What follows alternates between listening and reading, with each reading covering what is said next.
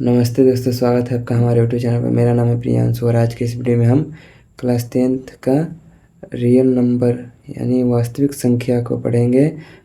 वास्तविक संख्या में यूक्लिड विभाजन प्रमेय को अच्छी तरह से पढ़ेंगे और समझेंगे। तो चलिए शुरू करते हैं। सबसे पहले यहाँ पे देखिए क्या है, एल्गोरिदम और प्रमेयिका। एल्गोरिदम और प्रमेयिका। एल्गोरिदम क्या होता है?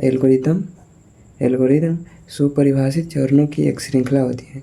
सुपरिभाषित चरणों की एक श्रृंखला होती है जो एक प्रकार की समस्या को हल करने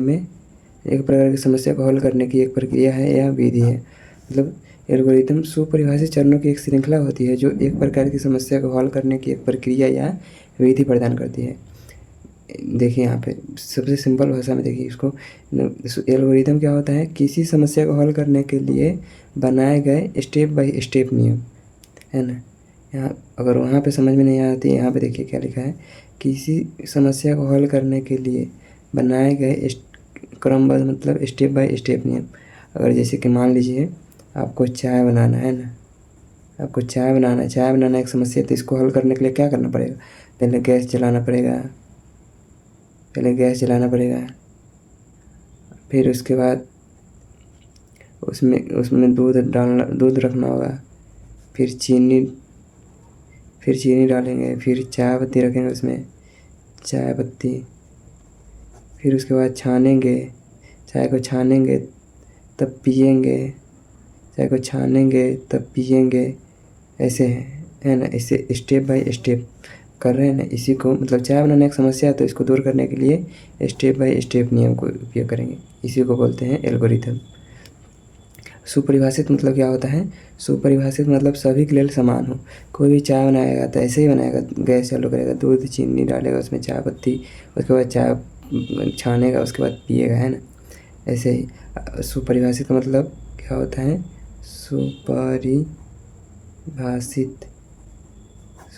मतलब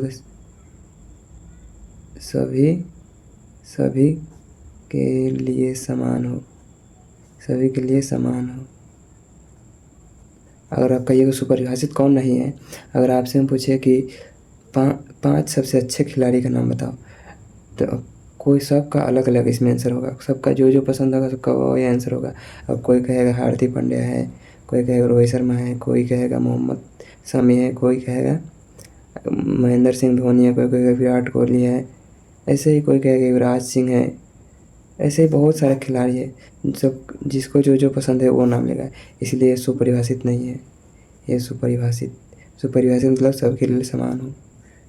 ठीक है, यहाँ समझ गए। तो आगे देखिए प्रमेयिका क्या होता है?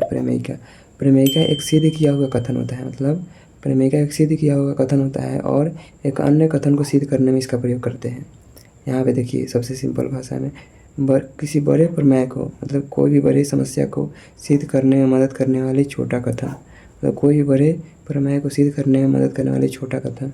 अगर मान लीजिए मतलब सिद्ध किया हुआ कथन होता है क्या, जैसे कि मान लीजिए एग्जाम्पल में देखिए, जैसे कि संपूर्ण त्रिभुज का होता है एक पाइथागोरस प्रमेय। देखिए पाइथागोरस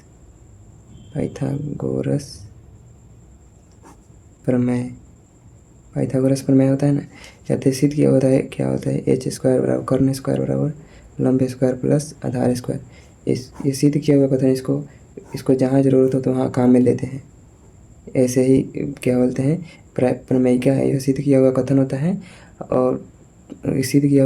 है और एक अन्य कथन को सिद्ध करने में इसका प्रयोग होता है। समझ गए? तो चलिए अब देखते हैं यूक्लिड विभाजन प्रमेयिका। यूक्लिड विभाजन प्रमेयिका में क्या होता है, ये देखिए यदि ए और बी दो धनात्मक पूर्णांक है तो ऐसे अद्वितीय पूर्ण क्यू आर मौजूद होते हैं कि ए बराबर बी क्यू प्लस आर, है ना। सबसे पहले यहाँ पे देखिए ए और बी क्या है, दो धनात्मक पूर्णांक है। धनात्मक पूर्णांक क्या होता है पहले और देखिए यहाँ पे पूर्णांक क्या होता है। पूर्णांक होता है देखिए 0 1 2 3 4 डॉट अनंत तक। यहाँ पे -1 -2 -3 ये भी अनंत तक। तो धनात्मक पूर्णांक मतलब नेगेटिव वाला संख्या कोई नहीं है, सब धनात्मक वाला संख्या है। 0 न था ना तो धनात्मक होता है ना तो ऋणात्मक होता है, इसलिए 0 का नहीं लेंगे। इसको बोल सकते हैं पूरा नेचुरल नंबर है, मतलब धनात्मक संख्या केवल धनात्मक संख्या है तो इसको बोल सकते हैं कि पूरा नेचुरल नंबर है। और देखिए ए और बी को धनात्मक लेना है ना, इतना यहाँ पे ध्यान रखिएगा। और ए बराबर बी क्यू प्लस आर है, इसमें जो आर होता है वो जीरो के बराबर होता है या 0 से बड़ा होता है और बी से छोटा होता है, यहाँ ये भी ध्यान रखिएगा, है ना। देखिए यहाँ पे देखिए धनात्मक पूर्णांक समझ गए, धनात्मक पूर्णांक भी समझ गए। और क्यू आर पूर्ण संख्या है, मतलब क्यू आर में पूर्ण संख्या क्या होता है, मतलब अगर प्रकृत संख्या में 0 लगा दे तो पूर्ण संख्या है, तो मतलब क्यू आर 0 आ सकता है इसमें। एक एग्जांपल से आपको अच्छी तरह से समझाती है फॉर्मूला कैसे आया। देखिए एक एग्जांपल जैसे देते हैं, मान लीजिए एक HCF निकालना है। अगर HCF निकालना है, देखिए यहाँ पे इसको छोड़िए पहले, अगर HCF निकालना है HCF, तब क्या HCF क्या होता है, मतलब HCF क्या होगा अगर कोई भी संख्या का, अगर जब R का मान मतलब R = 0 हो जाए तब जो B का मान होता है वही HCF होता है, जो B का मान होता है वही HCF होता है ना। ये बात ध्यान रखिएगा। अगर यहाँ भी समझ में नहीं आया तो आइए आपको एक एग्जांपल देकर समझाते हैं। एग्जांपल देते हैं जैसे कि 135 और 225, इसका HCF निकालना है ना। तो इसका HCF कैसे निकालते हैं, जो बड़ी वाला संख्या होता है इसको A मानते हैं, छोटी वाले को B। तो इसका HCF भाग देंगे कैसे, 225 डिवाइडेड 135। 135 कितने में जाएगा, एक बार में लिखेंगे यहाँ पे 135 कितना आएगा, 90 आएगा ना, 90। फिर 90 में फिर 135 को भाग देंगे 90 से, 135 को भाग देंगे 90 से, यहाँ पे 135 जब तक ले 0 ना आ जाए ऐसे ही भाग करते रहेंगे, है ना। 90 फिर एक बार में आएगा, फिर यहाँ पे 90 लिखेंगे, कितना आएगा 45। फिर 45 को भाग देंगे 90 में, 90 में तो फिर कितना में कट जाएगा, दो बार में 90 आ गया 0। तो हमने क्या बोला, जो अगर R = जहाँ R के मान मतलब शेषफल का मान, यहाँ पे R मतलब शेषफल का मान 0 हो जाए, तब जब शेषफल का मान 0 हो जाए मतलब R का मान 0 हो जाए तब जो B का मान होता है वही HCF होता है। तो यहाँ पे B का मान है 45, तो ये HCF होगा। लेकिन ऐसे एग्जाम में नहीं लिखना है, ऐसे आपको काट देगा। एग्जाम में लिखना है स्टेप बाय स्टेप। यहाँ पे क्या देखे थे, स्टेप बाय स्टेप यहाँ पे लिखे थे ना एल्गोरिथम में, इसीलिए यहाँ पे लिखेंगे एल्गोरिथम से, क्या लिखेंगे, यूक्लिड विभाजन एल्गोरिथम से, यूक्लिड विभाजन एल्गोरिथम से, यूक्लिड विभाजन एल्गोरिथम से। कोई बात नहीं, ये साफ नहीं दिख रहा, लेकिन आपको ऐसा हो ना सकता आपको समझ में ना है। यूक्लिड विभाजन एल्गोरिथम से यहाँ फर्स्ट इसको चरणों में लिखते हैं, स्टेप है ना। फर्स्ट चरण में क्या लिखेंगे, फर्स्ट चरण में लिखेंगे क्या आया था, 225 को लिखना है A बराबर BQ प्लस R, 125 को लिखेंगे 135 गुने 1 प्लस में 90। और सेकेंड चरण में देखेंगे 135 बराबर 90, यहाँ आ जाएगा ए हो जाएगा ए बी हो जाएगा 90 क्रॉस में 1 प्लस में कितना बच जाएगा, कितना आया था 90 गुने 1 और कितना है 45 प्लस में 45। फिर स्टेप 3 मतलब चरण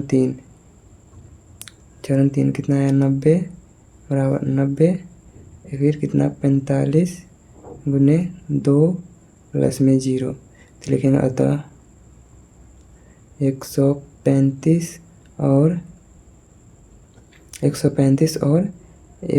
225 का HCF बराबर 45 आंसर, है ना। यहाँ से अच्छे तरह से समझ में आ गया होगा, हम आशा करते हैं कि यहाँ देखिए ये फार्मूला कैसे आया, आइए आपको बताते हैं। अगर मान लीजिए एग्जांपल देते हैं, अगर मान लीजिए 3 में 5 को भाग देना है, कितना में आएगा, एक बार में कितने 3 2 शेषफल बच गया। तो इसको क्या बोलते हैं? इसको बोलते हैं भाजक। भाजक। इसको क्या बोलते हैं? भाज्य। इसको क्या बोलते हैं? भागफल। भागफल। इसको बोलते हैं शेषफल। शेषफल। शेषफल है ना। आपने एक फॉर्मूला पढ़ा होगा 9th क्लास में, भाज्य बराबर क्या होता है?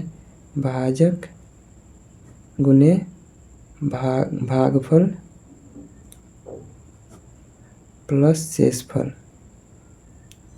शेषफल।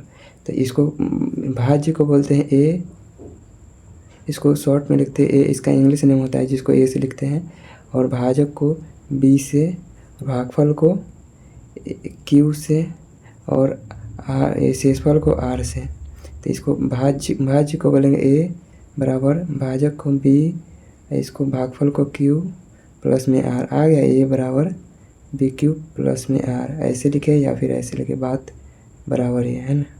इतना बात ध्यान रखिएगा। आइए एक और चीज़ बताते हैं। तो इससे पहले हम लोग क्या बताए थे? HCF तब आएगा जब शेषफल 0 हो जाए। जब HCF क्या होता है?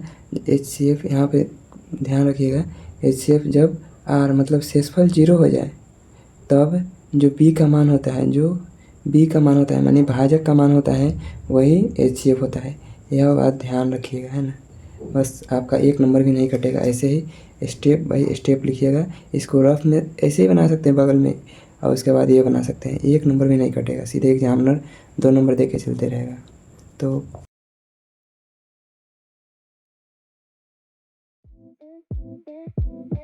तो मैं आशा करता हूँ कि आपको वीडियो अच्छी तरह से समझ में आया होगा। तो लाइक शेयर ज़रूर करिएगा और सब्सक्राइब भी। तो मिलते हैं नेक्स्ट वीडियो में, तब तक के लिए धन्यवाद।